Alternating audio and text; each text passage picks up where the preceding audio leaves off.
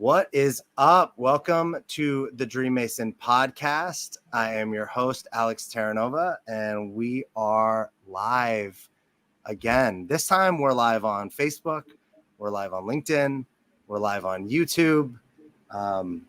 Maybe we're live somewhere else that I don't even know about, but I'm loving this, like just going with it. Our guest is here. I'm going to introduce her in a minute. I'm really excited to talk to her. Not just about her and all the things that she's done and how she got where she is, but also just like the world that we're living in, which, as I was saying to her right before we jumped on, seems like a world of really righteous humans and everybody has to be right. And we have no room for like empathy and listening to each other and like both ends. It's just like one way or the other way. And I found myself this morning being like, man, I don't want to be online. I don't want to be on social media. Shit is just like it's just like all depressing, and ignoring it doesn't seem like the solution either. So yeah, that's what's happening. And let me spin it a little bit. This podcast we're recording on August 18th. And if you've been following along with me in my life, last Friday, I was on the San Diego News, being featured about this Tulum dating adventure experiment that I created. And it's official today on Wednesday, August 18th. We have a like finalist list of people that have applied to go on this Tulum dating adventure with me. And that's kind of exciting and kind of crazy, like to see these names of people that are like, hey, I might be spending 2 weeks with them in Tulum. And I don't even know them as of right now, besides like a questionnaire and and maybe some social media and some DMs. So that's super exciting. And I'm excited to share more with you all about this. The biggest thing I can share on this podcast as a takeaway is on Friday, I almost had like an anxiety attack, and I'm not an anxiety, like I don't run a lot of anxiety, but I noticed like I couldn't be with all the goodness in my life. Business is good. My health is good. My family is good. Money is good. This dating experiment is going so well, like just like nonstop thriving in abundance. And I hit like a max, like the max that I was used to and that I could hold. And then I started to be like, I need to like mess this up. I need to screw this up. And one of my mentors, Denise Yamada, said to me, how much goodness can you be with? And that just had me pause and just be like, just be with the discomfort, just be with these feelings and allow yourself to be grateful for all the goodness in your life. And remember in the present moment that all this goodness that you have is fine. It's only when I start thinking about the future that it starts to get stressful and anxiety ridden. So I hope somebody can take something from that in your own life. I'm going to introduce our guest. If you're watching, you're going to be able to see her right now. Our guest today is Kristina Mand-Lakhiani. I think I got that right. Did I? Oh, nice. She is a top 10 influencer of like top 10. Like she's not saying that she's a top 10 influencer, but people are saying that she's a top 10 influential person online. Who's making a difference in the world today, which is why I'm really excited to just like get her stance on what's going on. She was awarded an Influencer of Change Award. She's the author of Transformational Quest, 7 Days to Happiness, and Live by Your Own Rules. She's also the co-founder of Mindvalley. She's a mom of two, a wife, an artist, a speaker. Kristina, thanks for being here. Thank you for having me. And yeah, actually, as you were saying about influencer, I'm actually a micro influencer, but the award that I got was that I am one of the influencers who's trying to make this world a better place. So that's essentially what award was about. So thank you. That's a big game. First, I don't know. Is there anything I always like when I preamble, I always like to give the guest, if there's anything you want to add, say, ask me a question, but anything, but instead of just skipping over it, you were listening to all that.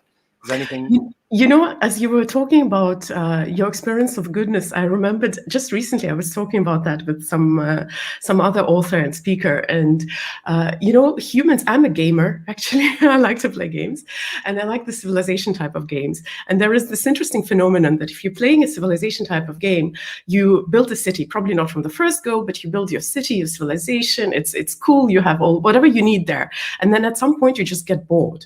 And then you create a war or a hurricane to destroy it. So as you were talking about your life, I remembered that analogy that sometimes, you know, we just get so bored that we need a little bit of adventure. It's like, why is it so hard sometimes for grown-ups to watch kiddie movies? It's not because they're naive. It's because there is sometimes lack of challenge, and we like challenge. I think every human being likes a bit of challenge. That's such a great point. I was thinking I haven't played a game like a Sim City or one of those games where you build, you know, like a world in a really long time.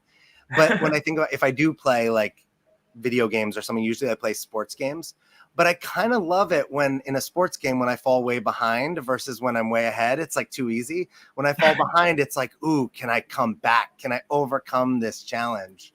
So it's a really great point. We love drama. We love challenges. When things are good, yeah, we love to mess them up. Well, occasionally, yeah. Of course, the question is, how much do you need to mess up your life? Do you actually need to do that? But sometimes, yeah, it's valid. I believe, I haven't done the research yet. I'll probably do that. But I do believe that there must be some connection with our rewarding system, that if we overcome something, then we feel a little bit better than if we just get something easy. Or maybe it's the way we've been brought up. Who knows? Is there, you know, I've kind of touched on this. We live in a time, I don't think there's a time in human history that things were like easy and peaceful, and like that's not a thing. Maybe before people started keeping records, but only because we have no records. But so I don't think, you know, I'm not a believer that like, hey, right now is so much worse than other periods of time. Like, we don't know. We weren't there, right? We don't know what it was like to live in the medieval times, or, you know, during times of the plague or whatever. But we do know what it feels like to live now. And I kind of shared my experiences. It just feels shitty to like look out at the world. I don't know how to say it different. As somebody who is trying to make the world a better place, who's been recognized for that, how do you deal with kind of this bombardment of stuff? You know, first of all, we do live in a much better time than most of the humankind has ever lived, like throughout the history. And mostly because we might not always see it this way, and we are bombarded with information. So let's say when the plague was happening hundreds of years ago, people didn't know it was coming. So there was this little bit of peace. But think of the fact that even 100 years ago, people died from just simple wounds and cuts, because we didn't have the same kind of, the same level of medical health. And even there is research that shows that there is way less violent death nowadays than it was let's say, in the beginning of the 20th century. So we definitely live in a safer place and safer time. But answering your question, more precisely your question, I think the question is not how to deal with this world, which is not to our liking. My very firm belief is that the first and the only relationship that you have to focus on is the relationship with you. And we are now jumping very deep into what I like to talk about, and we're jumping into it without any preparation. So bear with me going a little bit maybe too philosophical. But the thing is that we humans, we often like to change the world and make it better. Well, I was awarded for that. But the thing is that you can't really change other people. If you have a love partner, you know they don't change. They change when they're ready for that. If you have children, you know that you might try to teach them all you want, but they will show up. I mean, they'll grow up whatever they grow up, and your influence is actually quite questionable. So we have this weird illusion that we somehow can change the world, and we put so much effort into that. And if the world doesn't respond or doesn't change or doesn't do what we like it to do, we get stressed about that, and we feel certain weird feelings about that. So my main message is probably that you have to sort out your relationship with you. The moment when you sort out your relationship with you, the relationship with the outside world is going to fall into place. And usually, if something triggers you, or if you don't like something about the outside world, this feeling is actually just mirroring back at you. It's not about the outside world. It's something in you gets triggered.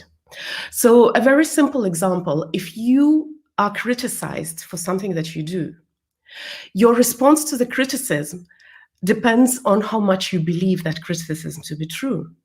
So if I said, and sorry for a very simple, funny example, but if I said that, Alex, I'm sorry, but pink hair doesn't look good on you, you wouldn't react because you know your hair isn't pink. So I didn't trigger anything. When any kind of unpleasant emotion is being triggered in you, it is usually a reaction. So it's not the person who criticizes you. It's not the person who does something that you don't like. It's you reacting. And it's usually about you, not about the person. And it's, as I said, it's a very advanced philosophical concept that I'm starting with. So I'm really sorry for going so deep into that. But that's, if you look at life from this angle, then you understand that the world triggers you because you're not in peace with what you with yourself in certain area. When I adopted that concept that nothing is wrong with the world around me, that it is usually my reaction to the world around me. When I see someone, it doesn't mean that I'm at peace with everyone. It doesn't mean that I love all the people. But when I see something or someone, let's say a speaker is talking on stage and it triggers me and I don't like something, I usually ask myself, what is it in me that gets triggered? It's not about the speaker being whatever the speaker is. It's about what is it in me that's being triggered. And it doesn't mean that I have to change me or that I'm wrong or bad in some way. I just want to understand me. Maybe it's a value that's being triggered. If somebody is late, you're not upset because they're late or because they disrespect your time. It's because your value, there is a value in you which has been, it has been disrespected essentially. So it is something in you that's being triggered. So my experience in personal growth and transformation is really long. I've been in this industry for 18 years and I've learned one very simple thing. When you're at peace with yourself, you become at peace with the world. If you can be kind to yourself, it's easier to be kind to the rest of the world.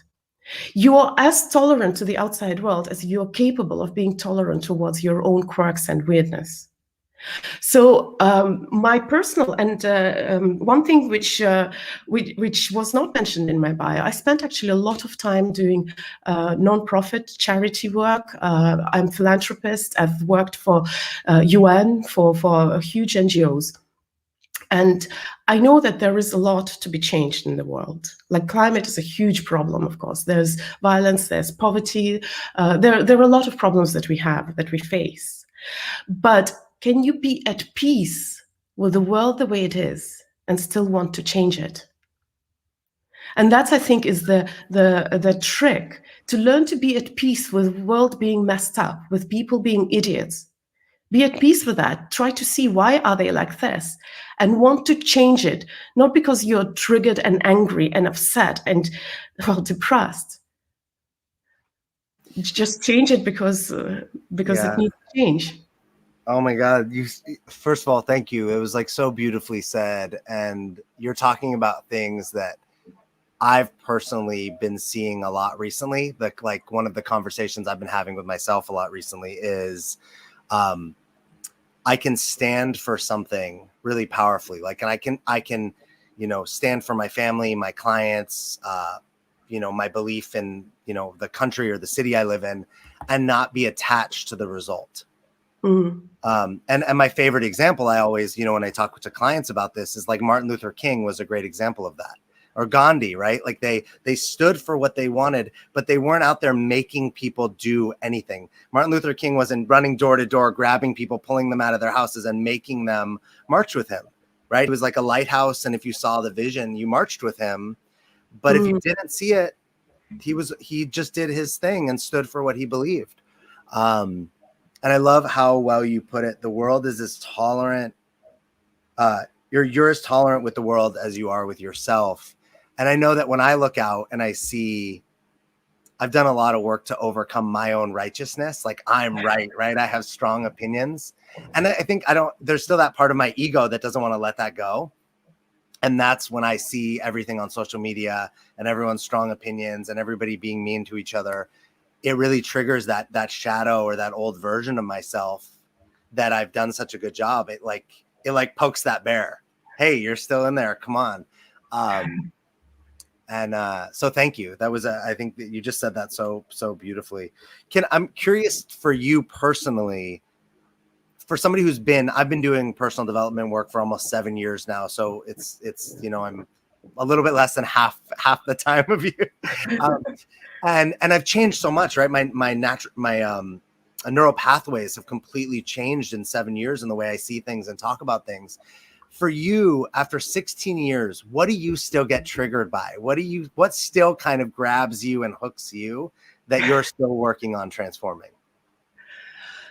Personal growth is a little bit like physical hygiene. A lot of people come to personal growth thinking, okay, I'm going to do the work. I'm going to wake up. I'm going to train and to practice and become whatever I am supposed to be, like the perfect picture of me. And then life is going to start being beautiful and perfect. But that's not how it works. You don't go to shower once a year and then live the rest of the year clean. You actually, you deal with your hygiene every day or whenever need comes. So the same with personal growth. I'm a very regular human being. I get triggered by things. I do have massive levels of tolerance that I can tell, and that's something which I have developed over the years. But I do get triggered. I am wrong very often. I change my opinions. I remember when, and I'm not going to touch a sensitive topic, but I remember when 1.5 years ago, pandemic started. I lived in Asia then, and Asia is a very different circumstances. I have lived in Asia for 16 years before I moved back to Europe. So my view on everything was very different, because I said, the reaction that we're seeing is a Western world reaction, and this like the realities of developing countries are different. And then within the matter of a few days, I actually had to change my mind. I actually had to admit that in areas where I was very passionate, I was wrong. And that happens over and over again, because we are human beings. And my goal is not to be perfect. My goal is to be human. I don't want to be woke. I don't want to be unemotional. I don't want to be Zen. I want to live, because I'll be all of that when I die and cross over into something that I don't know, but I believe that's when we are godlike. Here we're human for a reason. And we have this limited journey, so let me enjoy it the way it is. It's like, can you enjoy life the way it is, through its every single expression, not looking for perfection? Well, can I enjoy myself through every single expression, including when I'm wrong, including when I feel ashamed? So yeah, I think I got slightly carried away when I was answering. I don't remember what question, but I was answering. But what I was trying to say, I guess, is that you said it perfectly. I think. Okay. I'm honest, like I think you answered it. You don't have. I feel like, first of all, it was beautiful. Like I love the idea of, right. I agree with you. Like I don't think we're here to be perfect, but I love the idea of, hey, this is a human experience, and so many of us in personal development are trying to escape a human experience, have some other experience, which is such a funny thing to say out loud, right? Like we want to have this spiritual experience, which we can have, but we're having a human experience. And Nick, just before, I know you have something in your mind, but I just want to comment on that. When we want something else so badly, I want to be better, I want to be Zen, I want to be awoken or whatever. The other side of the story is that I don't like what I have right now. What I am right now is not good enough. And that's the thing, that's a trap. A lot of people are afraid, if I'm at peace with what I am right now, does that mean I'm not going to grow? No, that's not how it works. How does a map work? Navigation system in your car. It doesn't work. Oh, I want to go to Paris. Let me put Paris. And I miraculously drop from somewhere the thin air into Paris. You have to know where you start. What's your starting position? My starting position is me today with all my flaws and mistakes. Can I accept that? I can only move forward and become better and grow and evolve if I'm at peace with what I have right now. The same with the world. You were asking, how can you tolerate the world as it is? It's when we accept the world with all its flaws and stupidity, that's when we can actually improve it.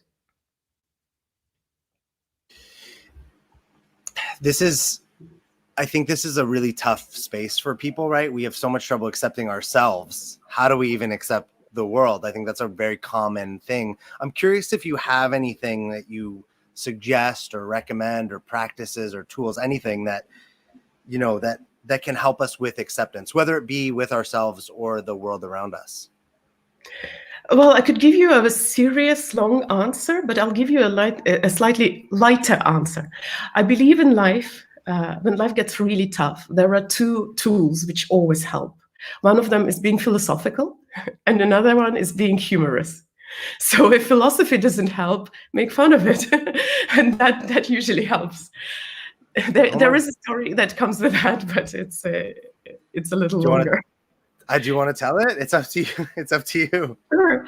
There is this story, I always butcher it because I don't remember the original, but it's about some Mongol king who was besieging a city. So he was trying to get into the city, and they were camping around, and this Mongol king used to send his warriors to the city and get whatever was possible to get. So the warriors came, took the food, came back to the king. King asked, so what are the people in the city doing? The warriors say, oh, they're crying and telling us that, you know, our children are starving, please have mercy on us. The king goes, go back and take whatever is left there. So the warriors go back, they steal everything that's there. There's no food left, they steal clothes, things, everything. They come back to the king, and the king asks, so what are the citizens of the city doing? And the warriors say they are crying, they're mourning, they say they have nothing left. The king goes, go back, steal what's left there. So it goes there rounds and rounds, and because I never remember the original story, so I'm not going to butcher it, but it ends with warriors coming back and saying to the king, we don't understand, but people are singing and laughing and dancing. And the king goes, oh, now I know they have nothing left to lose. So that's why I'm saying humor is the other second thing that always helps no matter what happens in your life. I love that. I thanks for making me feel good about myself. I often am the person who brings levity and humor to like the worst conversations and situations. And some people love that about me because it does what you're talking about. And other people that's really triggering for, right? It's hard for them to be with that I bring that. And sometimes I make myself wrong for bringing levity, like, oh, you're deflecting, you're using humor. And maybe sometimes I am, and other times I'm right there with you that like, what else is there to do? Right? Like this, I don't like, this thing sucks. This is, I can either be all sad that it sucks, or I can like make fun of it and try to like add some, change the energy to an energy that I want. There's so much here that like, I think you're like, you're speaking to things that are so relevant right now for so many people. And I love that you talked about personal growth as good hygiene. Like that we don't take one shower and say, oh, I'm clean forever. We take a shower and then we might go outside and, you know, it might be humid out and go, oh man, I need to take another shower like 10 minutes later. And often it's such a great lesson in personal development that, you know, we work something out. We think we've had this big breakthrough, and an hour later, something triggers us, and we're right back where we were. And it's time to kind of practice again, and challenge ourselves again. As you know, do you mind if I interrupt again? Oh, please. You know, it would be good if it was only about the amount of showers that you have to take during the day. The thing is that. The thing is that in personal growth, there are no recipes. In life, there are no recipes. In personal growth, there is no panacea. There is no one size fits all. And that's the beauty of it. So it's actually quite contradictory because the tools that you have to use in your life depend on where you are in your life, what situation you are in. So you said, if something works for you right now, what's going to happen 5 years from now? Maybe what worked for you 5 years ago is not something what you need right now.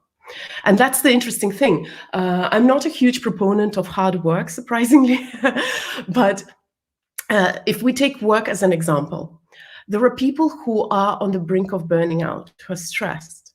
And the suggestion that they need to hear is that you need to take a break. You need to take care of yourself.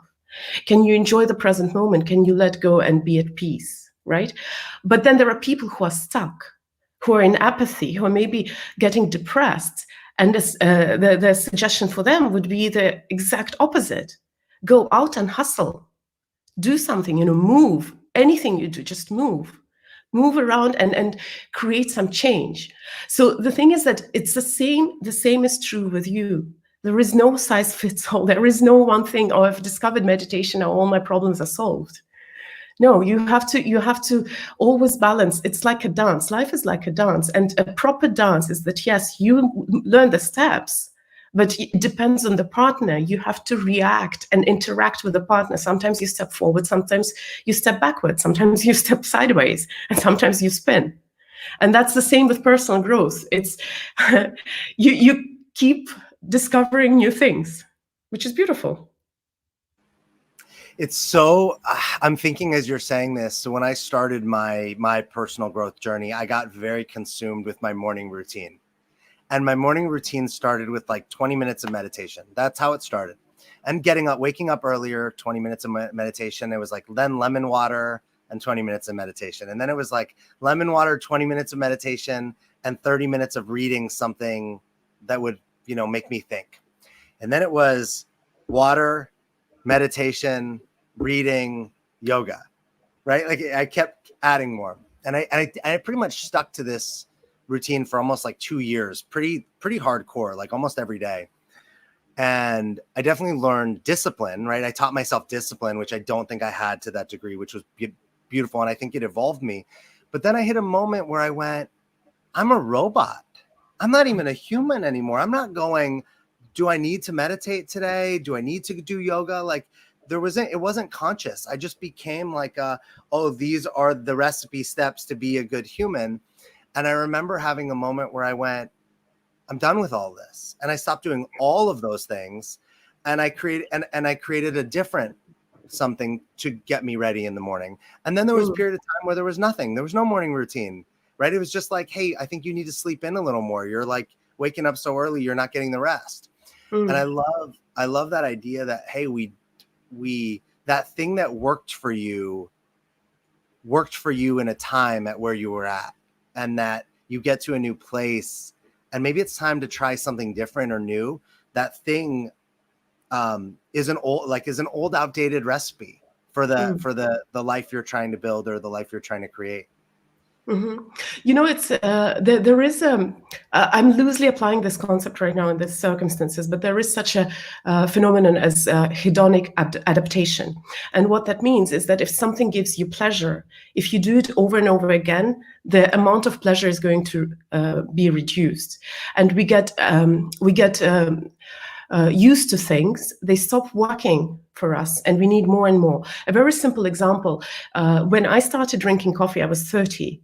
And just like a few sips would kick me with a brick, with a ton of bricks, and I wouldn't sleep for days. Of course, the more you drink coffee, the more your body gets used to that, and it doesn't have the same effect. But this is just a very biological example. But it happens to us with our practices as well. So, for example, people love the practice of gratitude. It is one of the staples of personal growth and transformation. A lot of people talk about gratitude as an amazing practice, but the thing is that we start doing it after a while. First it works, but after a while we start doing it on autopilot. It's the same mechanism. You first create your habits, but then habits start running your life and they start running you. So people who do gratitude for a really long time, it becomes like a checklist. Oh, I've checked the boxes. But the point of the practice is not to check the boxes. The point of the practice is to actually experience the emotion of gratitude on a daily basis. But if you're not, if you have gone through this adaptation process and it doesn't have the same effect on you, you need to change something, because your your habit is in a rut, and you don't get the same. So you have to shift it a little bit. You have to change. You have to maybe do it in a different way, or be grateful for something else. If you were just checking the boxes, what I'm grateful for in my life, focus on yourself. What are you grateful for in you, in your character? Focus on something which has been 24 hours and not older, not something that is always there. Or focus on experiencing the feeling of gratitude. So you have to shift it up. And at times, maybe you have to give it up for a while. Maybe there is priority for something else. So it is quite normal that we get used. And another interesting thing is that you can overuse a practice and you can start escaping into practice. So when we talk about bad habits, we say, oh, don't eat chocolate when you're stressed, don't drink wine when you're stressed, or when something happens to you, you fall into your bad patterns, you go and you eat something sweet. But we do that with meditation, with exercise, with walking.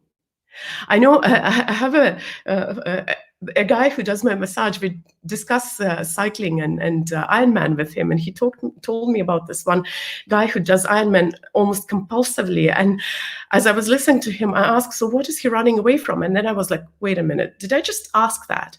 A healthy habit. And I had an impression that a person is running away from something into a healthy habit, into meditation, into personal growth and transformation, into exercises. We do that without realizing, but because it's a good thing, we tell ourselves, oh, it's fine. And I don't actually, you know what? I don't mind. Run away. The question is that if you're running away, you are not dealing with what causes you pain.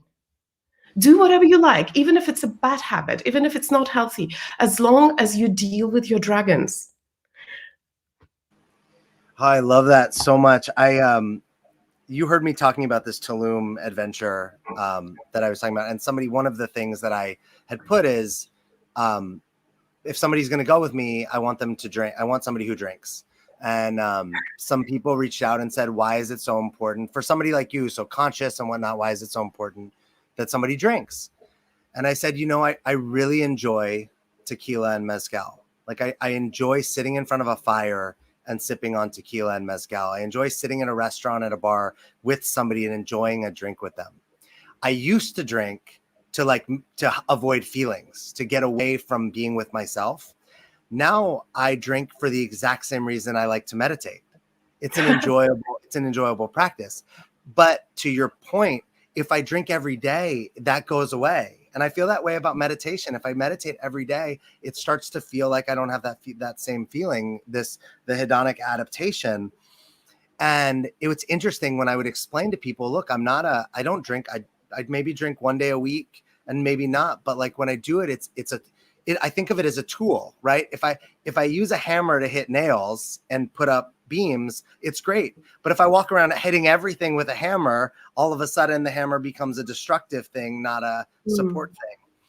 And I love that we because we have this binary concept of good and bad, right? Alcohol is bad, meditation's good.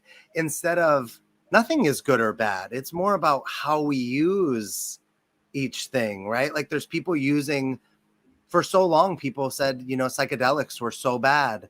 And there's people using psychedelics to cure PTSD now and help people, and people are using it for spiritual reasons and all sorts of things like that. And it makes you rethink, like, wait, I love that idea that like how many people are running away, and instead of dealing with their thing, oh, I'm just going to go meditate. I'm not going to talk to my partner about the fight we got in. I'm going to go meditate. I'm not going to confront the issues in the world that are triggering me. I'm just going to go meditate. It's a really, I've never heard anybody put it like that. It's a really, it makes you question, hey, what are all the habits I have, and why am I choosing to do them, or am I just doing them on autopilot? Mm-hmm.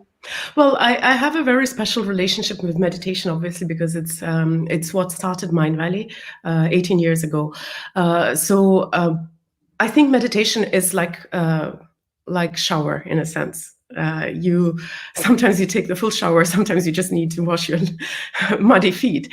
And meditation, if you look at it medically, it's just like a special regime on which your brain and body works, which is very, very useful. So I do think you can meditate daily without getting this effect of hedonic adaptation. If you research it, if you do different types, there are so many different styles of meditations, and if you do certain exercises on a meditative level, so whatever is your thing right now, if you close your eyes, relax physically, and you do the same thing, you're essentially meditating, and that thing is probably more efficient. So whether it's the gratitude exercise or thinking about your goals or whatever, problem solving. So meditation is it's a very universal thing. But if you do a very particular type and only do that particular type, then obviously it might wear off. The effect might not be there.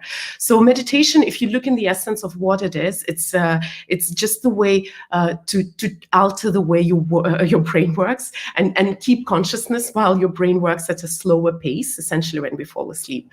Then you understand that you can use it in any different way. I guess the very simple analogy would be, you can do so many things when you are awake. You can do so many things when you're meditating.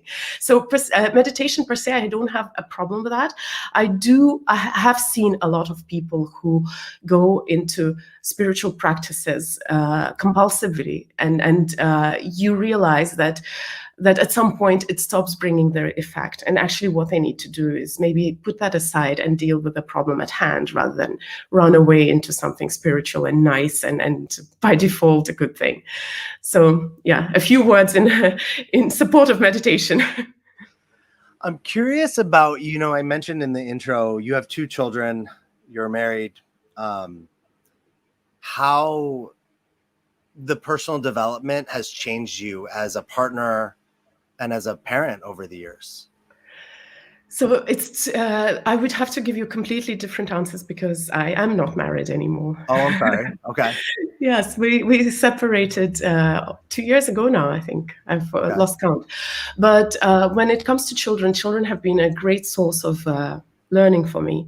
And probably children were the people who taught me that how to be at peace with the world.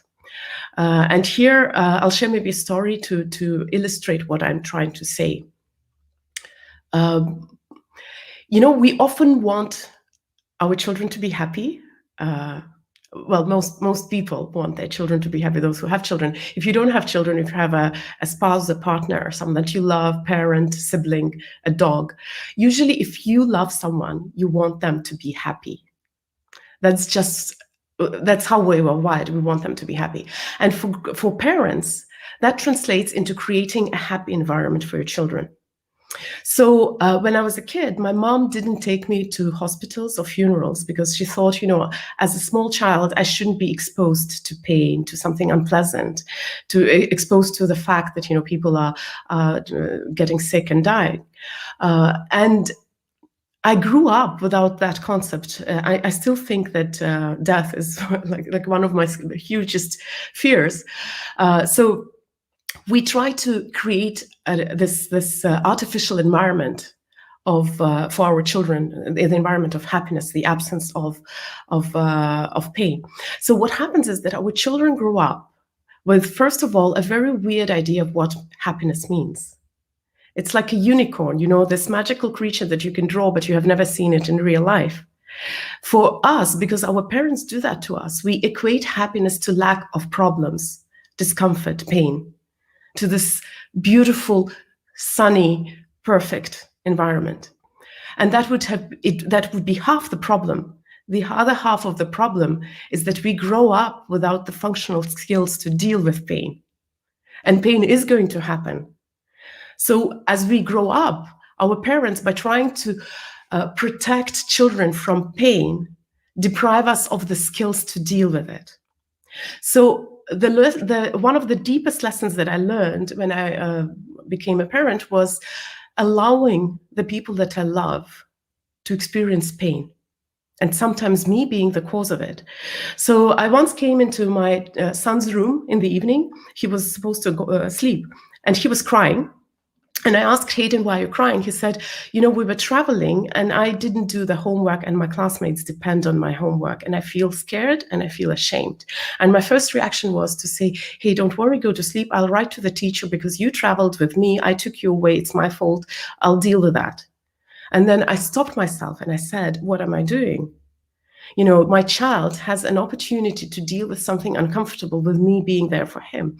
So I stopped myself and I said, Hayden, what do you think? How are you going to deal with that? So we talked about that, and I reminded him, I just told him, no matter what happens, just remember, I love you as it is. You come back and we'll deal with that later. But don't worry, I'm there for you. The next day, of course, he came home. I asked how the things were, and he's like, well, everything is fine. He forgot about it. It was all done. But the point I'm trying to make is that by depriving the people that we love of their experience, what are we doing to them? There is this beautiful idea that you have the right to have your experience, and I have the right to have my experience. But when I deprive my child of his experience, what's going to happen is that the universe is going to give my child this experience at a later time, but I might not be there next to him to help him to go through it. So this was the biggest lesson I learned with children, to just be there and witness them doing their life the way they know. Yes, I'm trying to support them. I'm trying to give them my skills, my values, my ideas. But ultimately, my job is to just be there for them no matter what they're going through. And that was the biggest lesson for me. And that's, I guess, why I came to peace with the world being nuts. I don't know if you're willing to share, because I think that so often people think of, personal development leaders. It's like everything in their life works. Like they're not supposed to have any problems, or like their relationships are supposed to go perfectly. And, you just shared that you've been separated for like 2 years. And right, we this kind of comes back to the idea that we were talking about, like there's no good or bad, like you're being human, right? Like that's part of your human experience. Did you find that, was there a part of you that made it harder to have, your relationship come to an end because of this space that you're in, because there's people's eyes on you as a leader, as a thought leader, as someone who, is, I don't know, I'm making stuff up, right? Like who would be somebody like, well, if Kristina and her partner can't work it out, how are just the regular folks supposed to? We got a lot of that. So who are you to teach anyone anything? And our society's measure of success is so rigid. So it's so interesting. I once heard Dan Savage say that, and he said that in a slightly different context, but I just like this idea. He says, when a world-class chef burns an omelet, he's still a world-class chef. He just burned an omelet. And when a world-class athlete loses a game, he's still a world-class athlete who just lost a game. But when a human being makes a mistake in a relationship, we write that human being off. So of course I got a lot of that. But I want to answer in few parts. Part number one, my relationship didn't fail. It changed. So my relationship with Vishen didn't fail, but we are still in a relationship, but in a different one.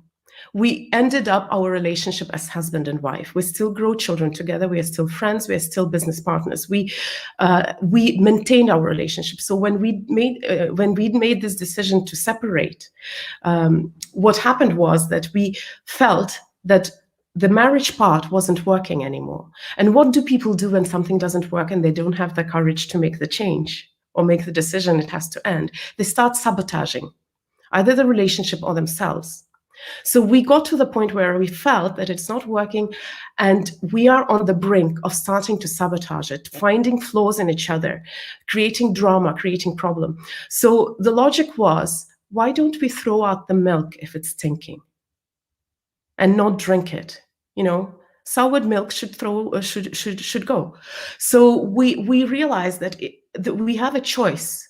Either we try to stay and let that part which doesn't work in our relationship ruin all the other parts, or we cut that one off and continue with that part of the relationship which still worked. So at the time when I gave up, this possessive relationship, we often very possessive in romantic relationships, but I realized a lot of things became easier for me with Vishen. It was easier to be good friends. It was easier to tolerate his quirks because I cut off the part which wasn't working, and it was much easier for me to forgive him for other things and to maintain what was working. So I would disagree that our relationship failed. It didn't. We saved it. Sometimes you have to cut off the limb to save the life. It's a gruesome analogy, but that's how I look at it. The other question, did I blame myself for failing, would have a completely different answer. No matter how philosophical or humorous I might be about life, I couldn't avoid feeling that I failed or questioning myself, what did I do wrong? And I'm still in the process. Yes, it's been 2 years, but still sometimes I wonder, did I do the right thing? And sometimes I'm thinking like, oh my God, thank God we divorced. It's both. But these moments happen.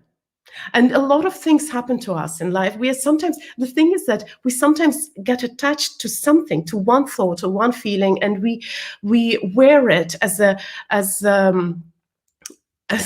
costume, right? And that defines us. So yes, I have felt like a failure in a relationship, but I have also felt like a hero, and I have also felt like a very smart person. Everything has happened. And yes, we do have a lot of eyeballs on us. And my Instagram account crossed over to 10,000 after we divorced. And I thought, wow, that's a great Instagram growing strategy, getting divorced.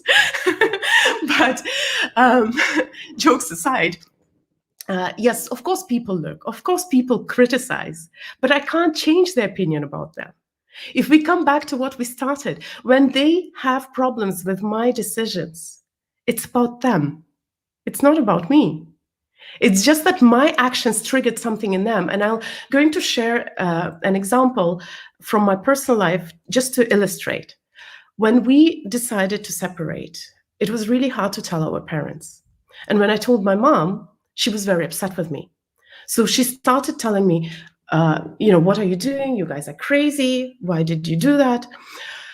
And at that moment, I had a choice to try to convince her or explain to her or try to make her see my point of view. Why did we do that? Try to sway her over to our decision. Or I could let her have her experience of pain. And it was really hard, but I stopped myself from arguing with my mom, not to add more drama to already a pretty sensitive situation. And we didn't talk for a week. I didn't call her because I knew if I called her, I'd start arguing with her. So I thought I'll wait until she's ready to talk to me. And a week later, she called me and she said, Kristina, I was very upset with you. But after thinking and thinking and thinking it over, what I realized is that you're just being brave. And there have been moments in my life where I could have been brave and stood up for what was important for me. But I chose to sacrifice my own happiness for the opinion of the people in my life. My own happiness for maybe your happiness, for my dad's happiness. We do that. We have this beautiful idea, I'll sacrifice my happiness for the people that I love. But they're not going to be happy because you're not happy. So my mom, after a week of going through her own pain, said, I'm going to be on your side no matter what you have decided, because I understand that you're just being brave. And what I learned from that experience is that I let her go through her pain. It was her journey. I didn't interfere into it. I didn't try to sway her. And when she was ready, she came back and we could see eye to eye and understand each other. So that was my experience. And I know I touched upon a little bit sensitive thing.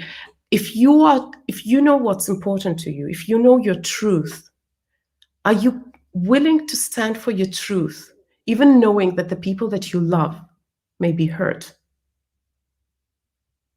It's a very hard question because we are brought up with the romantic notion that you have to sacrifice yourself for success, for happiness of other people, for greater good.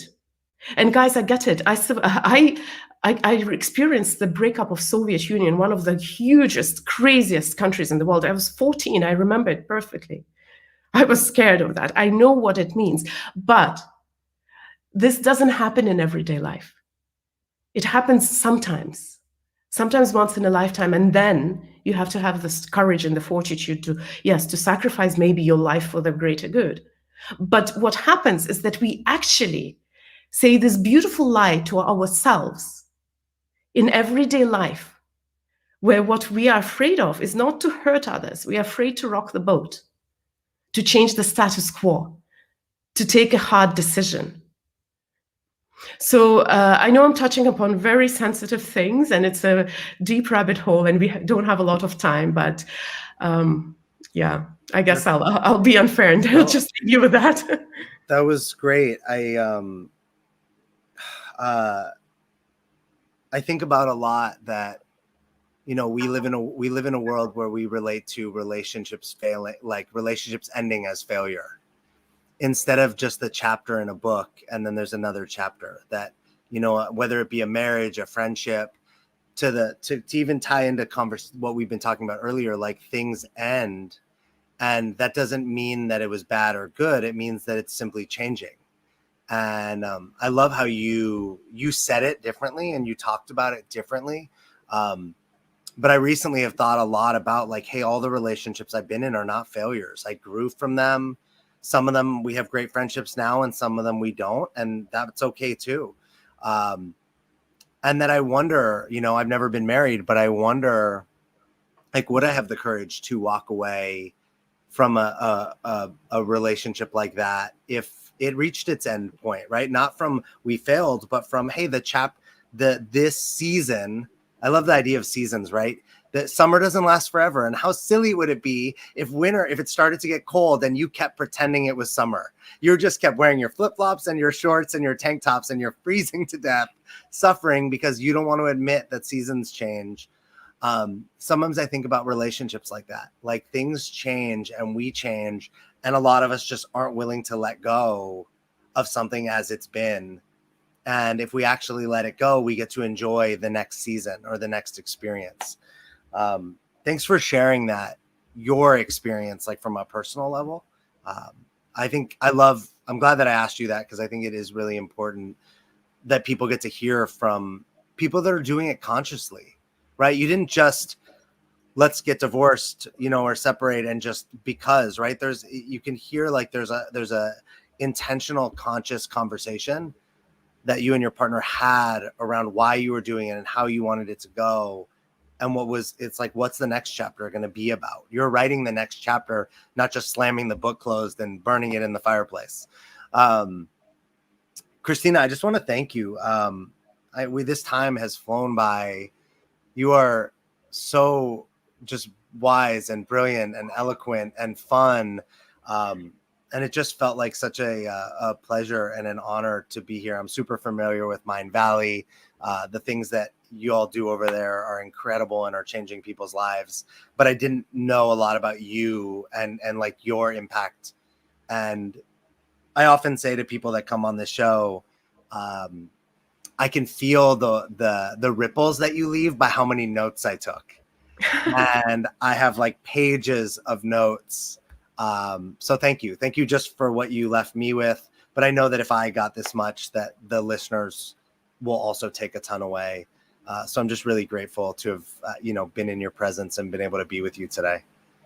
Thank you so much for inviting me and for giving me this time. I'm very grateful. Is there anything you want to say at the end, like to leave us with, anything you want to share before? I mean, I'll tell people where they can find you, but is there any, takeaways or anything you want to leave anyone with? Yeah, I will. It's a short story, if you don't mind. No, go for it. Years ago, we were building Mindvalley, and Mindvalley is a company that helps people to live happy, fulfilled, extraordinary lives. On the other side, I was working in UN with refugees in Asia, and I saw a lot of tragedy, a lot of pain, and a lot of loss. And, I lived in this world where, well, in my universe, there were two worlds always at war, happiness, misery. And I just happened to have a chance to ask Dalai Lama that question. I ask, how do I build a company which is about happiness while I know that there is so much tragedy in the world? And Dalai Lama's answer was very simple. He said, Kristina, you can't help anyone if you're not happy. And that's what I want to leave the listeners with. Please be happy. It's really, really important. And it's not, it's not secondary. It's not a prize. It's important. So be happy. The Dalai Lama is the best. I'm sure people that don't listen to him or watch him, he not only brings brilliance, but he brings levity and play and humor, and he is so human and so real. I think if you're not familiar with the Dalai Lama, I mean, people are familiar with the name, but if you're not familiar with the Dalai Lama and the way he shows up with humans, I really encourage people to go, watch him be interviewed or watch him talk, because you'll see such a beautiful human being. Yes. Thanks for sharing that. That's a great story. I love that. I want to tell people where to find you, and there's some really simple things, like they can go to Mindvalley on Instagram. Your Instagram handle is Kristina and then Mand. You're on LinkedIn with your full name. Your website is KristinaMand.com. Anywhere else? Kristina with a K. Yes, Kristina with a K. Anywhere else that any people should know? I know you have something that you said you were going to give away to people. Oh, I can give away. I don't know what you said. So you said you were going to give away. I think it's on your website. 7 Days Alex, to Happiness. probably my people talked to your people. Most likely that was the case. Well, it's most likely 7 Days to Happiness. Yeah, quite likely. Yeah. That's what it is. Yeah. But you can find me on Mindvalley, of course, because it's my company, it's my baby. So, but I'm one of the authors there, next to really great authors. And if you just want my voice, it's my Instagram, Kristina Mand. And yes, 7 Days to Happiness. If you you go to Kristina with a K, Mand.com /7-days-2-happiness / I'll put all this in the show notes if you're not, for all the listeners. But Kristina, thank you so much. I so appreciate you and your time. Thank you for having me. You're welcome. Everyone listening, as always, there's something in here that made a difference for you, or you hear something that you think could make a difference for someone else, just share it. I love Kristina's take. You don't have to change anyone, but if you think you hear something, it might be for you. If you think you hear it for someone else, it's probably for you, but you can also share it if you think it can make a difference for someone else. And we'll catch you next time.